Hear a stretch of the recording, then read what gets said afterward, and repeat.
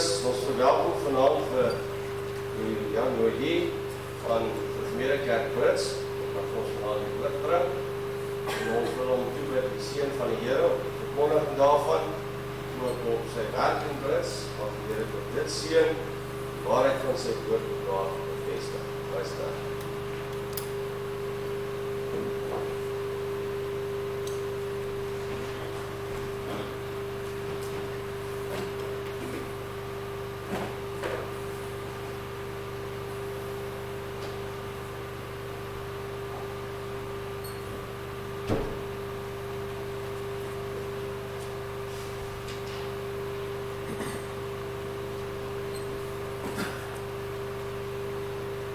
Ons hulp is in die naam van die Here, wat hemel en aarde geskaap het, en wat trou bly tot in alle ewigheid.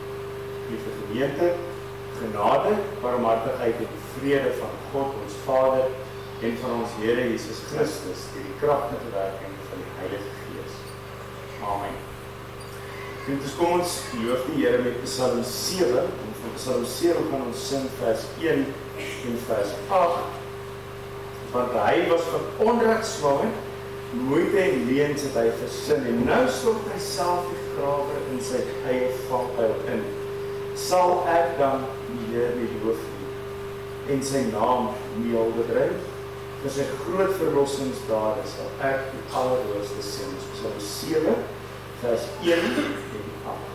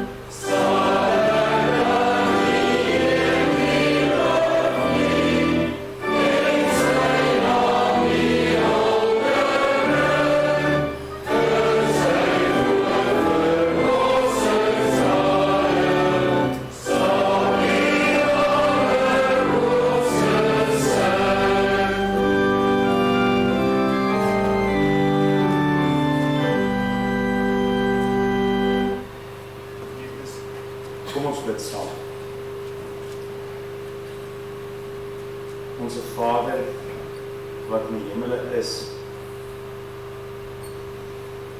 Vader, ons wil saam met die digter van hierdie lied bely dat ons by U skuiling en redding vind.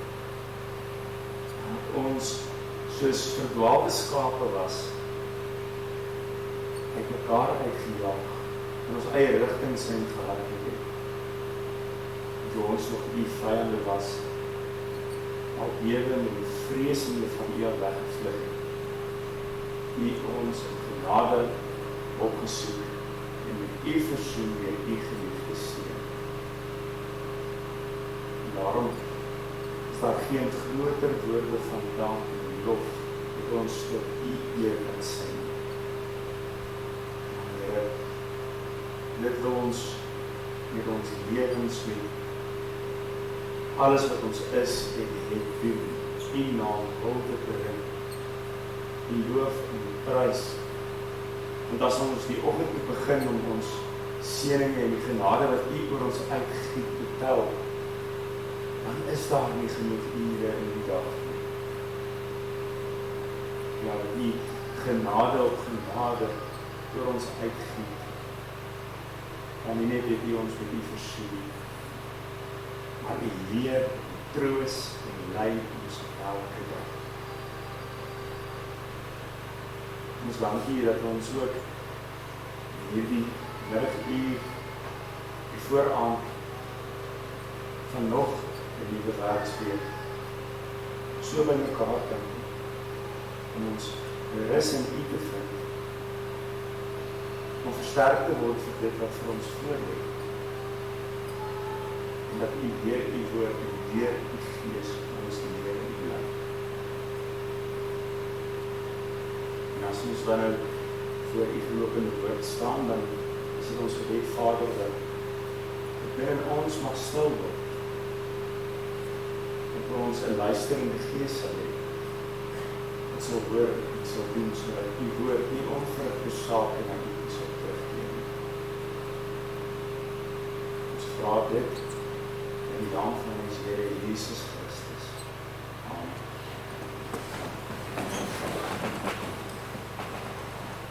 Geliefdes, ons gaan nou saam sing Psalm 73.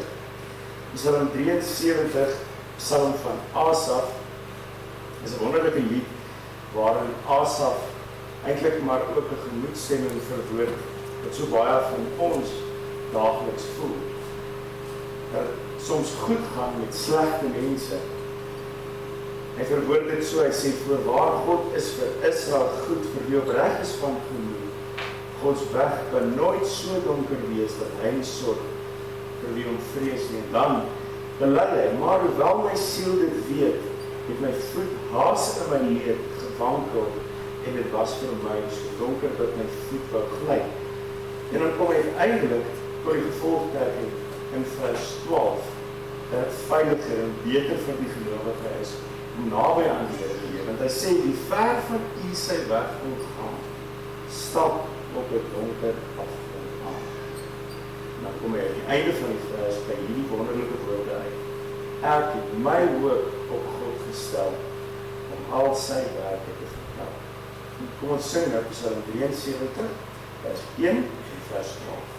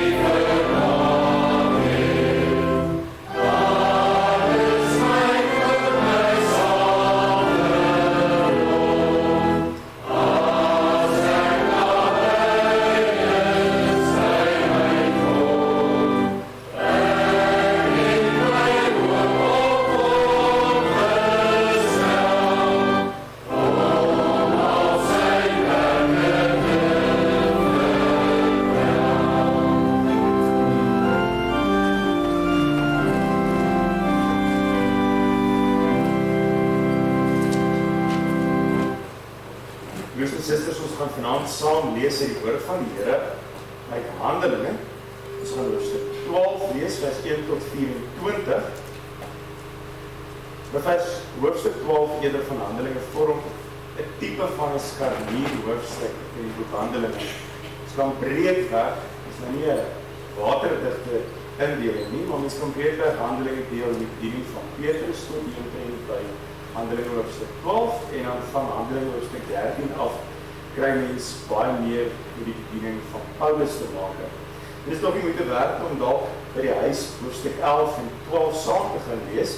Hoofstuk 11 leer vir ons van die vervolging wat oor die gelowiges losgebrand het en dan gaan hoofstuk 12 daarby aan. En daarom gaan ons vanaand verder lees hoofstuk 12 vanaf vers 1.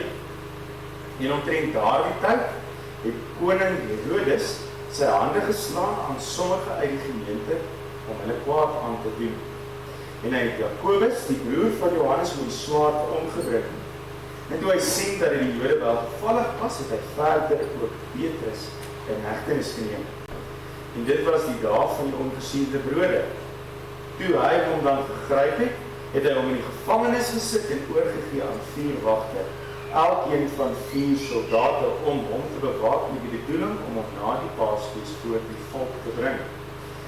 So is Petrus dan in die gevangenis bewaak, maar daar het 'n aanhoudende gebed tot God deur die gemeente vir hom opgegaan. En toe Herodes hom wat voorbring, het Petrus in daardie nag tussen 2 soldate geslaap, met 2 kettinge geboei en wagte voor die deur en die gevangenis bewaak. En met een staan daar 'n engel van die Here by hom en 'n lig skyn in die gevangenis. Toe slaan hy Petrus op die sy, maak hom wakker en sê, staan gou op. En die boeie het van sy hande afgeval. En die engel sê vir hom, omgord jou en trek jou skoene aan. En hy het dit gedoen. Verder sê hy vir hom, gooi jou boorkleed om en volg my. En hy het uitgegaan en hom gevolg, en hy het nie geweet dat wat deur die engel plaasgevind het werklikheid was nie, maar hy het gemeen dat hy 'n gesig sien. En toe hulle by die eerste en die tweede wag verby gegaan het, kom hulle by die Eysterpoort wat na die stad lei, en dit het van self vir hulle oopgegaan. En hulle het buitekant gekom en 1 straat ver gegaan. En dadelik het die engel hom verlaat. Toe kom Petrus tot homself en sê, nou weet ek waarlik dat die Here sy engel gestuur en my gered het uit die hand van Herodes en uit al die verwagtinge van die Joodse volk. En nadat dit vir hom duidelik geword het, kom hy by die huis van Maria, die moeder van Johannes, wat tot Markus genoem word, waar baie in gebed by mekaar was. En toe Petrus aan die deur van die poort klop, het die diensmeisie met die naam van Rodea gegaan, om te hoor wie daar was. En sy die stem van Petrus herken en van blydskap die poort nie oopgemaak nie, maar na binne gehardloop en vertel dat Petrus voor die poort staan. Maar hulle sê vir haar, jy is van jou verstand af, maar sy volhou dat dit so is. Daarop sê hulle, dit is sy engel. En Petrus het aangehou met klop en toe hulle oopmaak, sien hulle hom en was verbaas. Maar hy het vir hulle met die hand gedruk om stil te bly en aan hulle vertel hoe die Here hom uit die gevangenis uitgelei het.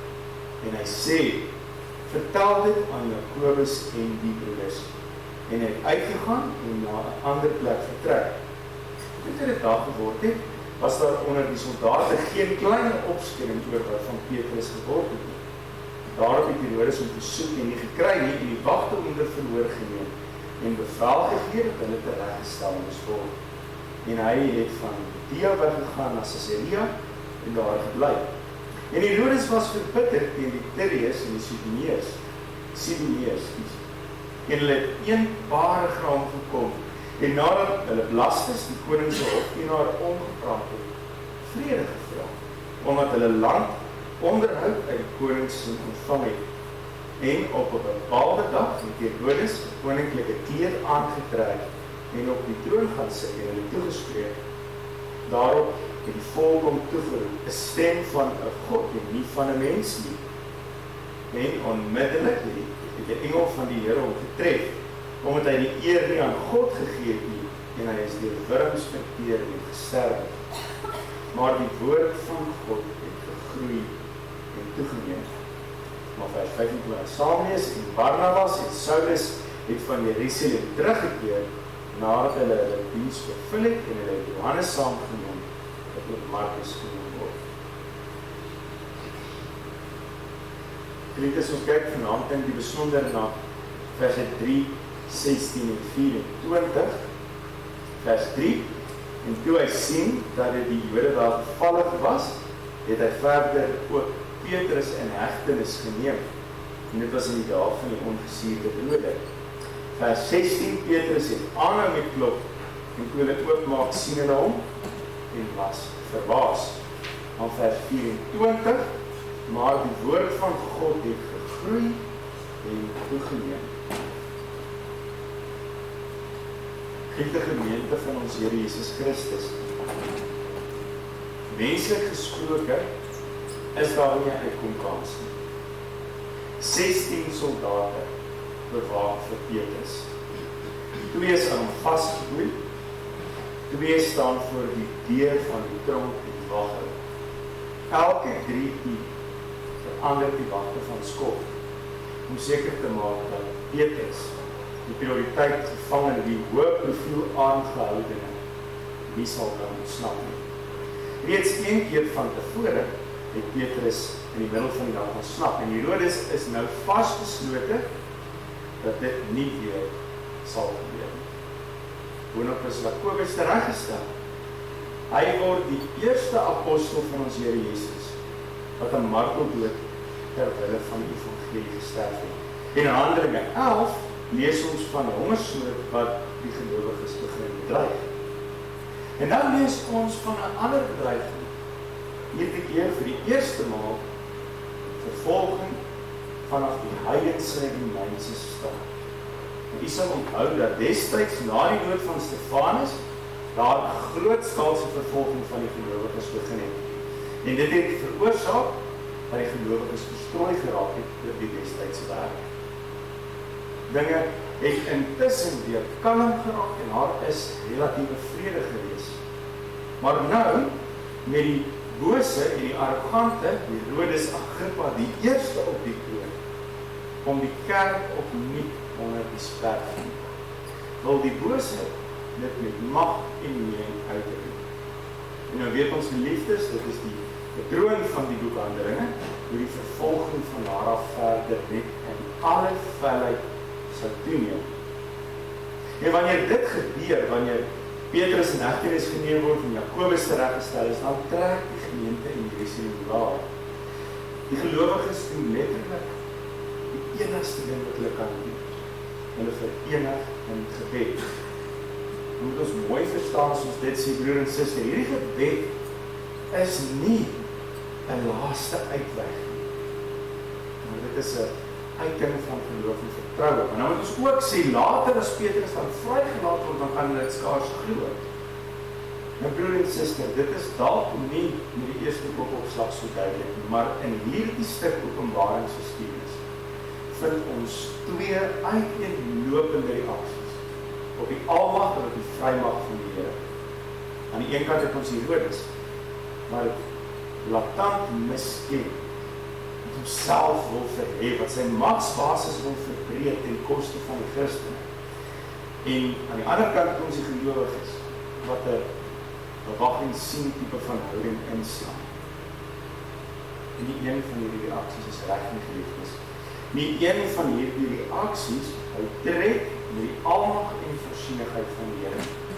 Dit hou nie tred met God se soewereine plan en wil. En die feit dat dit onstuitbaar is. Dit vergeet dat God homself nie in mens hoef te verwyder nie. Dat hy by magte is om oneindig meer te doen as wat ons dit of dink. En so kyk ons vanaand na ons eie lewens. En dan kan ons ook vra tot watter mate van hierdie 2 reaksies in ons eie lewens gestaat het. Ken ons dit, verwerp ons dit, ignoreer ons dit, rebelleer daarteen, soos Herodes maak. Soos baie mense maak asof God nie bestaan nie, of ten beste, asof God 'n tipe van 'n lakei of 'n tipe van 'n genie is, wat moet doen soos en wat ek eis. Of aan die ander kant verval in doodse onsekerheid oor die wil van God. 'n Houding wat ooglopend die wil en leiding van God vra, maar wat innerlik nie werklik oortuig is dat God by magte is om te doen of te gee wat ons vra. En daarom ons vraag vanaand by hierdie geleentheid, geliefde in die Here, verbaas die almag van God vir u. My broer en suster, onder Herodes Agrippa die eerste, is die koning wat Lukas in Handelinge hier beskryf, het, soos ons gehoor het, 'n tweede vlaag vervolging oor die Christene in Jerusalem gekom. En toe die Here vir Paulus tot bekering gebring en hy 'n apostel van Christus geword het, het die vervolging tot 'n mate bedaar. Dit was 'n tyd waarin die kerk en provinsies van die land Israel in vrede kon groei en vooruitgaan. Maar nou lees ons dat Herodes sy hande geslaan het aan sommige in die gemeente. Dinge het nou verander. Letterlik staan daar in Grieks, hy het gewelddadige hande gelê op die gelowiges. Nou, as gevolg van sy soeke na populariteit onder die Jode, het Herodes oorgegaan na 'n veldtog van gestruktureerde en meedogenlose geweld teenoor die Christene. En hy het hom beroep op sy Joodse herkoms. Hy het saam met die Jode offers gebring en tot 'n mate is Herodes aanvaar as een van hulle. En as ons dan sê dat Herodes sy hande aan hulle geslaan het, dan sê ons, en dan dui die woord daarop, dat hy immoreel en boos opgetree het. Dit dui op verwoesting wat gesaai is. In die Nuwe Testament word hierdie woordjie gebruik om te verwys na iemand wat beseer word. Om te verwys na iemand wat verkeerd behandel of aangeval word. En boonop kom hierdie woord 6 keer in die Nuwe Testament voor. 5 van daardie kere in die boek Handelinge. En dan binne die konteks van die vervolging van die kerk. Ja, Jakobus is met die swaard tereggestel en die Jode vind dit welgevallig. Hulle keer dit goed. Dit is vir hulle aanvaarbaar. Dit is eintlik wenslik dat dit met Jakobus gebeur het. En hierdie Jakobus is nie die broer van Jesus wat later in die hoofstuk ter sprake is nie, maar hy was een van die binnekring van die disippels, 'n prominente leiersfiguur van die kerk in Jerusalem. Selfs hierdie belangrike apostel van die Here spring nie vervolging vry. En so probeer Herodes met naakte haat en naaiwer die gemeente daar te verwoes. Omdat die Satan niks aan die Here kan doen, probeer hy die kerk verwoes. En die punt is, hy ken die leiers. En die res van die kerk behoort dan stuk te verbrokkeld. Interessant genoeg, is dit nie omdat die apostels die evangelie verkondig het, dat hulle vervolg is nie, maar omdat die Jodes in die guns van die Here wil bly. Nietemin, die Satan maak van enige taktiek gebruik om die evangelie en sy evangelie-dienaars te verwoes. En omdat die Jode die moord op Jakobus goedkeur, vier dit die Jode se magspel net verder aan en 'n ander prominente figuur, Petrus, word in hegtenis geneem met die doel om na die Paasfees doodgemaak te word. Sekerlik dan eers met die skyn van 'n behoorlike regsprosedure.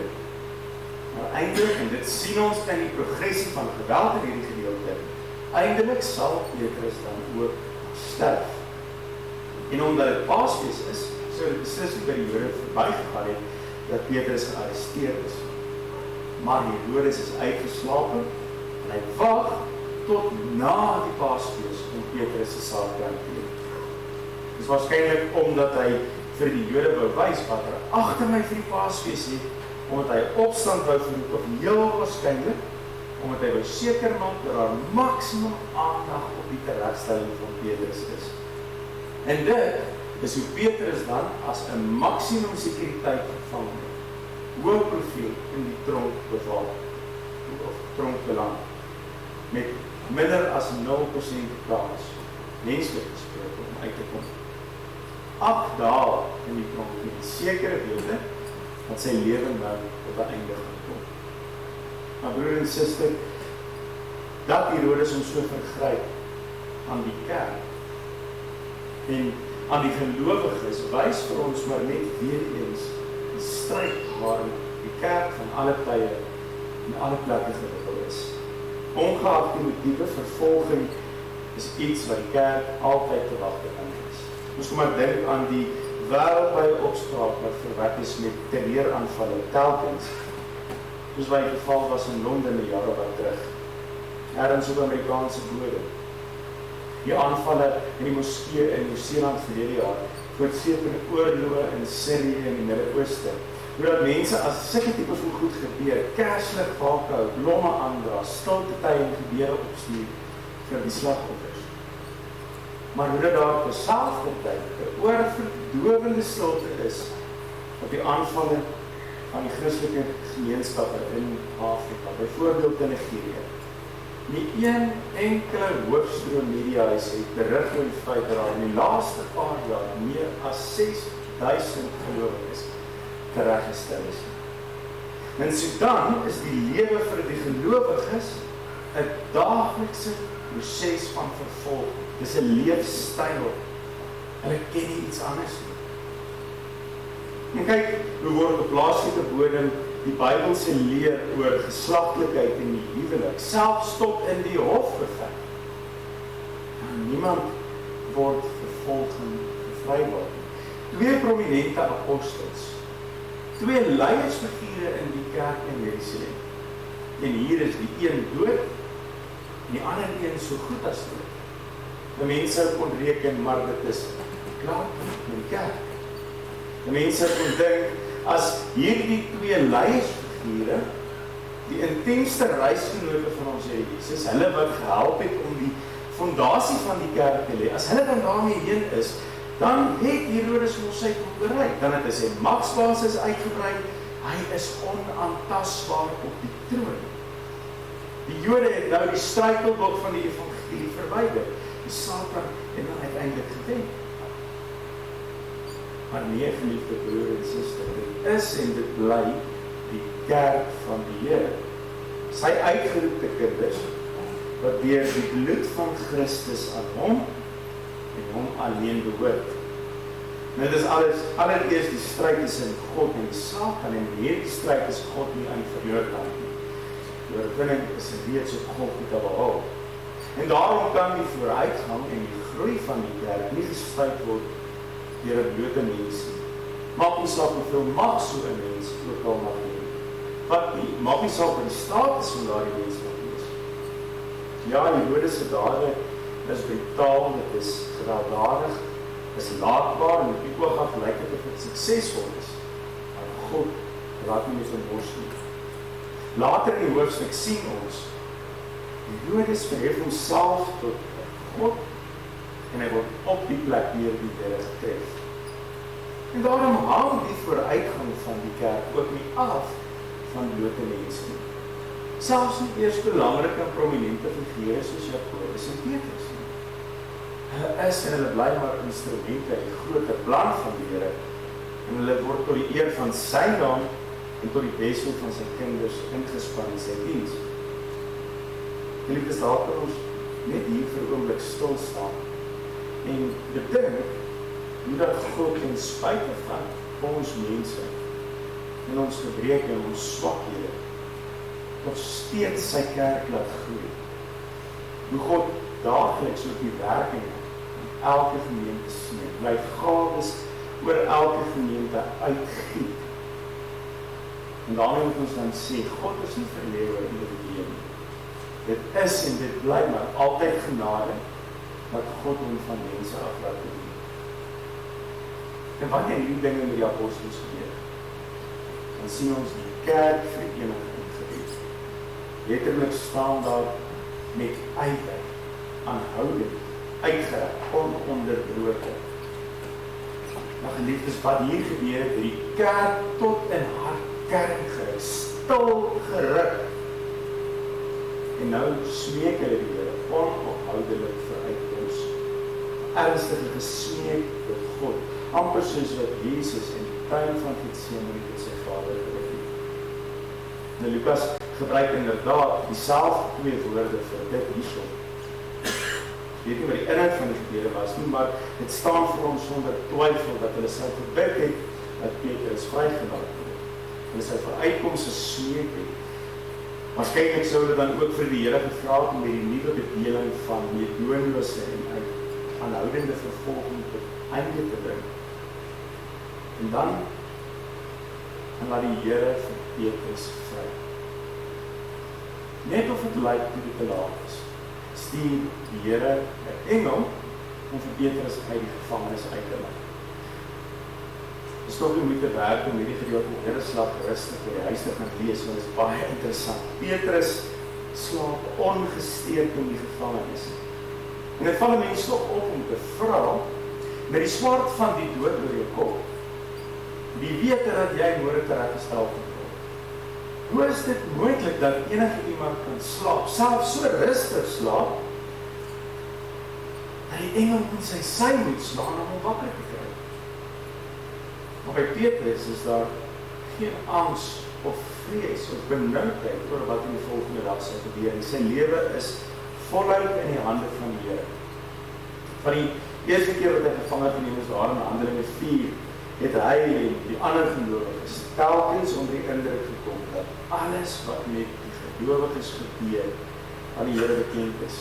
Dat God alles beskik en alles besluit.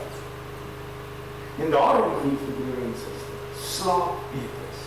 Slaap hy selfs rustig, so slaap wat die Here aan sy geliefdes gee, soos op Psalm 127 ons leer.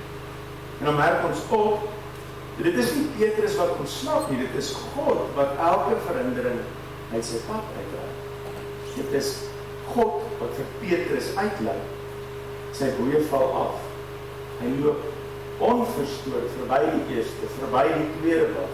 Hulle kom by die Eysterpoort en dan gaan dit vir hulle self oop.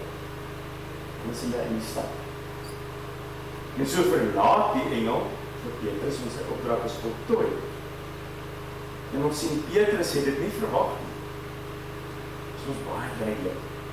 In vers 11 staan daar, hy kom tot homself. Hy het gedink, hy sien 'n gesig, miskien droom hy. En wat nou gebeur het, is vir Petrus so duidelik soos daglig. God het beskik dat hy vrykom uit die hand van Herodes, wat in die volgende dag voor die volk sal bring. God het hom gered van die verwagting van die Jode, dat die staat sal sorg, dat die gelowiges en die verspreiding van die evangelie gestuig word. En dan sou 'n mens toch ook verwag dat die gemeente in vreugde sou reageer. 'n Mens sou dink dat wanneer hulle besef dat God hierdie gebede wat hulle op laat gaan het, verhoor het, hulle in ekstase sou wees daaroor. Maar as Petrus dan by die huis van Maria, waar het deel van die gemeente juis op die oomblik besig was om te bid, as hy daar aankom, dan laat die diensmeisie om die straat staan. Die Bybel sê, sy het van blydskap die deur nie oopgemaak nie. En dan is dit krities belangrik ewer om te hoor wat dan nou volg. As die idee dan aandring, maar dit is Petrus, dan is die gemeente se eerste reaksie, jy is van jou verstand af. Soos Evans Platter wil stel, jy is mal. Die woord wat daar gebruik word herinner aan waansin. Die Engels sou ons kon sê, sy is delusional. Sy is nie heeltemal by nie. Dis te goed om waar te wees. Dis amper asof hulle wil sê, jy is van jou sinne beroof nie. Dit kan nie wees nie. En dan sê aan. En dan is die volgende reaksie, dis Petrus sy engel wat aan die deur klop. By die Jode was daar destyds hierdie gedagte dat elke mens 'n beskermengel het en dat daardie engel presies soos hy lyk. Dit is en bly 'n onbybelse gedagte wat geen grond het nie. En terwyl al hierdie dinge dan nou afspeel, bly Petrus aan die deur klop. Dit is gevaarlik want hy staan in die straat. En as hulle oopmaak, dan is hulle verbaas om verkeerd uit daar te vind. Geliefde kind van ons Here, stel jouself voor dat jy aanhoudend met ywer ernstig tot die Here bid. En as die Here jou dan antwoord, dan weet jy nie wat om daarmee te maak. Die woord vir verbaas is letterlik, oorweldig, verbuister. En selfs op ontsteltenis kry. Dit kan nie jouself indink dat jy jouself gaan ontstel as die Here sy plan uitvoer. Dat die almag van die Here jou verbuister. Enigiets is moontlik, behalwe dat Petrus kan vrykom. Nou merk op geliefdes hoe dat hierdie onsekerheid, hierdie gebrek aan geloof van die gemeente nou tot openbaar kom. Hoe kan jy bid tot God vir uitkoms? Maar aan die ander kant twyfel jy of hy jou gaan verhoor. Maar geliefdes, is dit nie hoe ons soms maak nie. Ons vra dat God ons sal versorg. Ons bid dat hy ons geestelik en stoflik sal bewaar. Maar dan lê ons nagte wakker en bekommer oor waar ons volgende kos vandaan gaan kom. Ons bid dat die Here sy kerk sal groei. Haar sal bewaar in hierdie onsekere toekoms. Maar eintlik dink ons in die agterkop, dis te laat. Die kerkverband is te verdeel, te liberaal, te dit of te dat. Ons bid oor ons toekoms hier in Suid-Afrika. Ons voel daagliks die druk van die politieke klimaat hier aan ons lywe. Maar voordat ons behoorlik bestek opname neem, raak ons so swakgallig dat ons begin om ons stasies te pak om te immigreer. Ons kan dit eintlik die ek hoop maar vir die beste sindroom doen. Ons baie slegte dinge in my lewe, ek kan byvoorbeeld met werk gediagnoseer word met 'n terminale siekte, noem dit maar op, en ek wil dit baie graag beter hê. En al bid ek dan vir uitkoms, glo ek nie dat dit regtig kan gebeur nie. Dit is gans onmoontlik. En so kan ons aangaan. Aan die ander kant is daar diegene wat bid, maar eintlik beveel die Here om dit of dat te doen. Hulle gebede kyk eintlik meer na 'n tipe onderhandeling met God. Met God wat met baie respek gesê die verleefdheid. So as God verleë is oor my aanbidding, maar as diegene wat sogenaamd lewe spreek, en dan moet God luister of anders.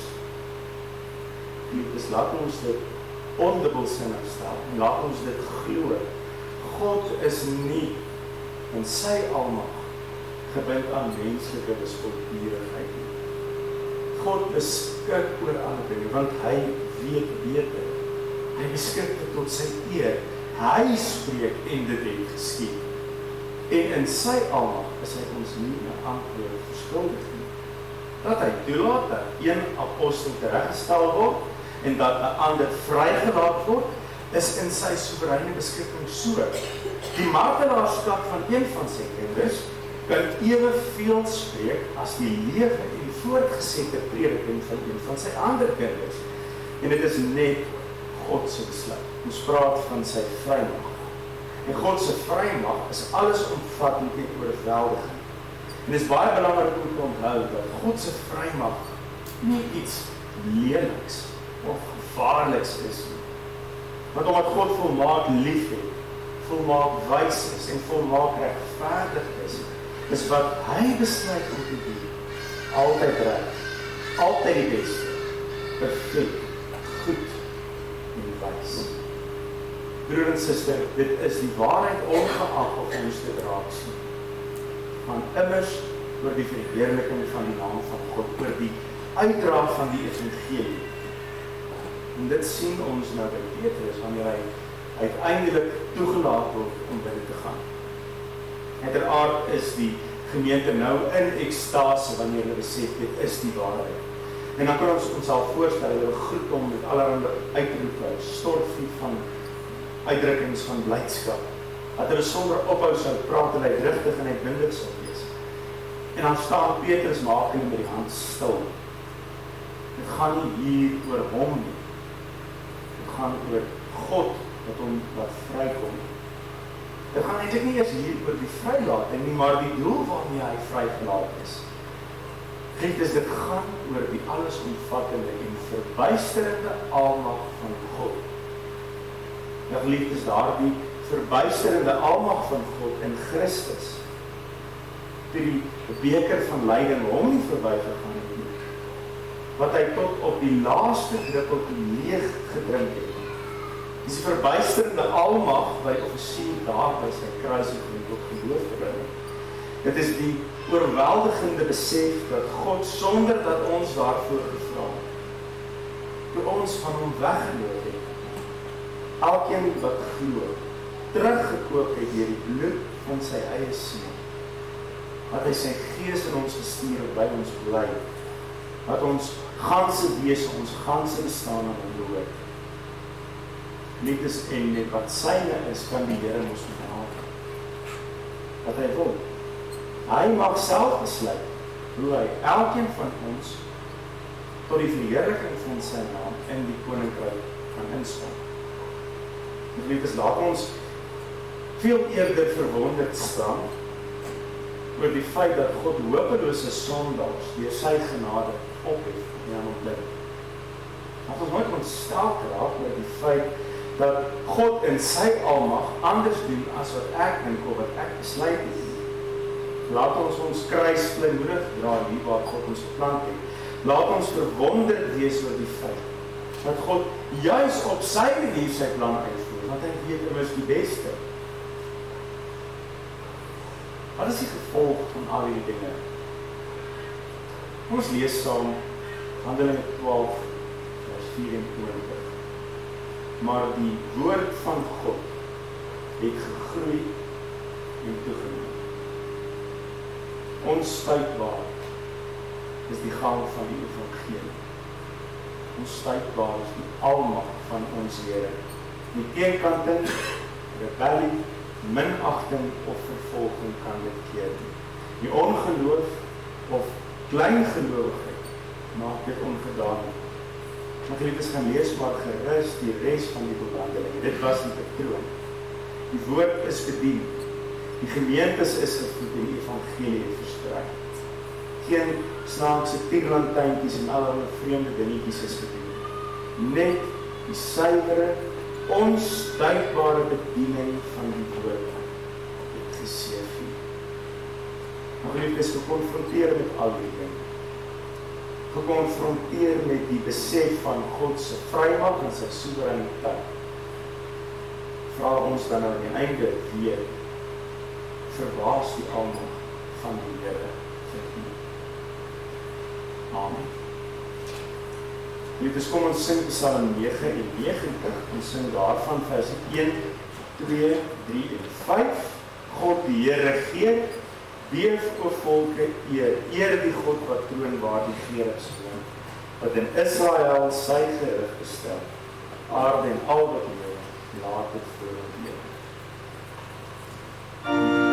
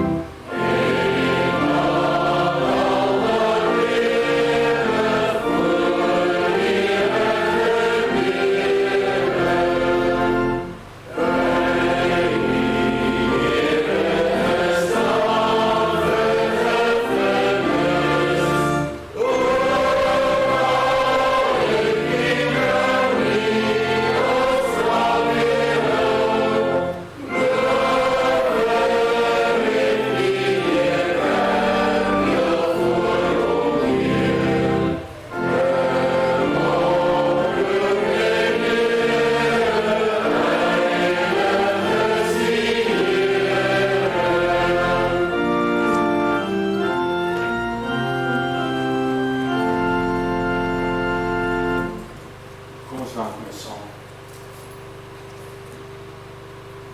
Onse Vader, wat in die hemel is. Ons buig voor U almag, vir U soewereiniteit, en ons verheug ons daarin, dat U wil wat goed en aanneemlik en reg is, tot uitvoering bring. Wat 'n wonder, Vader, dat ons as instrumente in U hand gebruik mag word. En dat U vir die werk wat voor ons lê, gawes, talente, oorgenoeg middele uitgiet.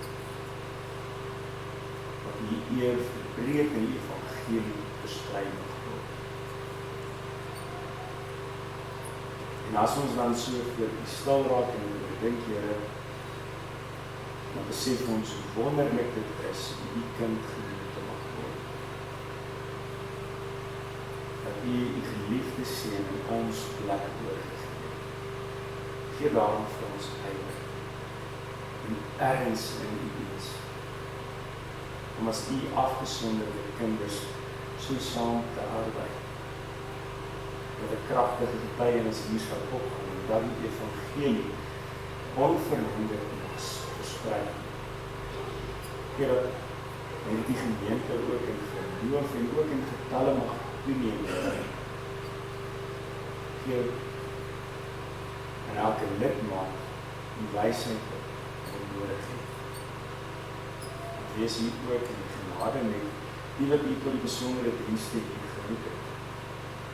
Elke diaken met ywer en groot deernis liefdesdiens verrig, sodat niemand vir watter rede ook al in die geloofsgemeenskap vervreemd sal word. Gee U wysheid aan die ouderlinge, dat hulle met die woord hierdie gemeente van U sal regeer. En rus die leraar en sy gesin ook toe om die woord te bring soos die woord suiwer en onbevlek. Seën U gemeente in die plaas van Vader. Wees ook met ons as 'n kerk verband, Here. Vra dat U aan al die predikante en al die lidmate wat vandag in eredienste vergader het, dat die woord nie onverrigte sake na ons na U toe sal terugkeer, maar dat ons harte daarvoor voorberei sal wees, en dat dit 30, 60, 100 en selfs 1000-voude sal vrug dra. Wees met ons in die week, Vader. Gee vir ons die krag soos wat ons dit nodig het. Ons vra dit in die naam van ons Here Jesus Christus. Amen. Ek dink dis daar is 'n geleentheid vir die opneem van die liefdegave. En daarna sing ons sonder verder aankondiging Psalm 25, die 2de en die 7de vers.